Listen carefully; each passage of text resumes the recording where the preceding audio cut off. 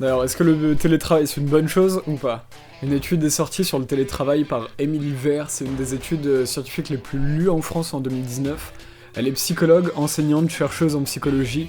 Basiquement, son étude comprend plusieurs choses en fait.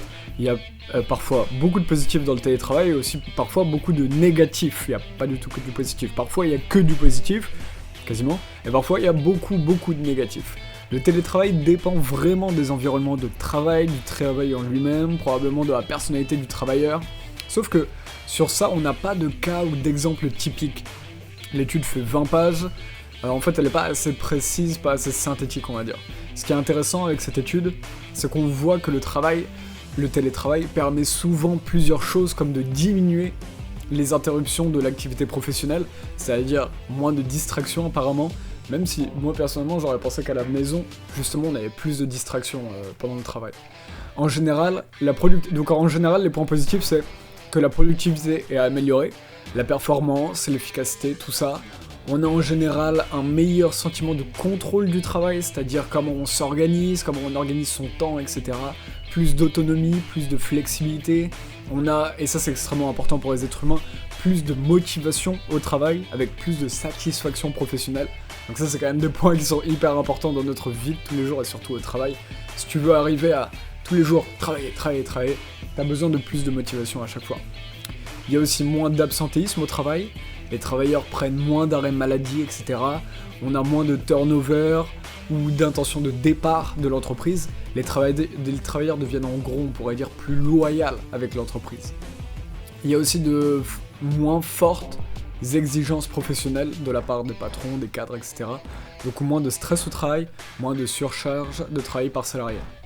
Mais ce qui est intéressant, c'est que les effets négatifs du télétravail sont en fait les mêmes que les aspects positifs. C'est-à-dire que on a ce qui est bien pour certains ne l'est pas pour d'autres, et selon les entreprises, en fait c'est une interprétation totalement différente. Par exemple, dans l'étude, on voit qu'il y a marqué on a plus d'intensification du travail, un travail plus dense et plus long en général. Alors qu'avant, juste au-dessus, là, on lisait qu'il y avait moins de surcharge au travail, moins de fortes exigences professionnelles. Donc c'est complètement contradictoire. Parfois, on a même, en même temps, plus d'exposition à des risques psychosociaux, c'est-à-dire les relations au travail puissent nous impacter mentalement, psychologiquement. On a plus de surcharge au travail, plus de stress. Donc les trucs, c'est totalement l'inverse de ce qu'on disait juste au-dessus, où les gens étaient plus motivés, se sentaient mieux. On a moins de motivation ou d'autodiscipline à se mettre au travail. Donc ça, c'est complètement incohérent avec aussi ce qu'on avait, puisqu'on disait qu'il y avait plus de motivation. Donc ça dépend vraiment des cas. Dans certaines entreprises ou pour certaines personnes, il y aura plus d'autodiscipline, plus de motivation au travail, moins de stress ou plus de stress, etc.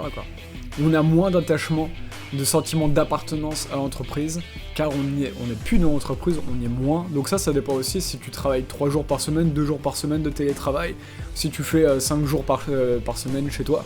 Donc ça dépend vraiment de beaucoup de choses. On est moins dans le contact avec les collègues, on mange pas avec eux le midi, on a moins du coup d'évolution de carrière, moins d'avancement, moins de promotion au travail. Ce qui se passe dans une entreprise n'est vraiment pas ce qui se passe ailleurs. Donc. Et ça est le problème, là où on n'a pas ça avec cette étude, on ne voit pas de cas par cas.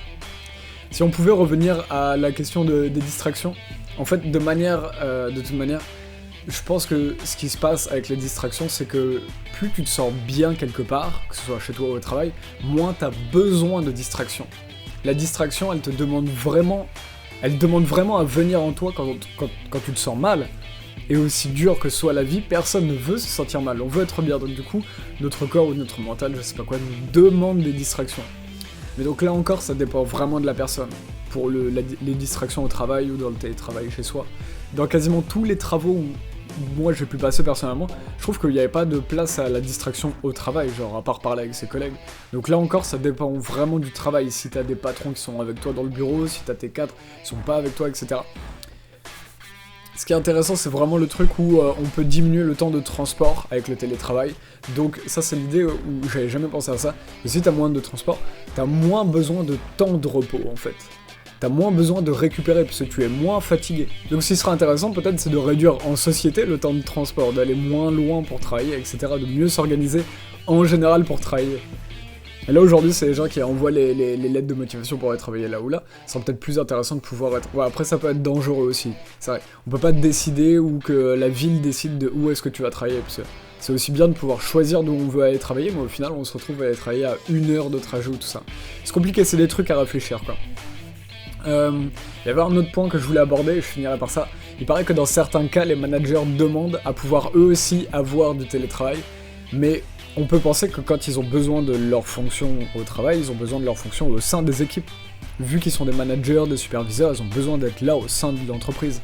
Si tu commences à les mettre dans des bureaux chez eux, loin du travail, etc., tu vas peut-être te retrouver avec des gens injoignables ou ce genre de trucs, ou des difficultés de communication, etc. Enfin, ça va être horrible.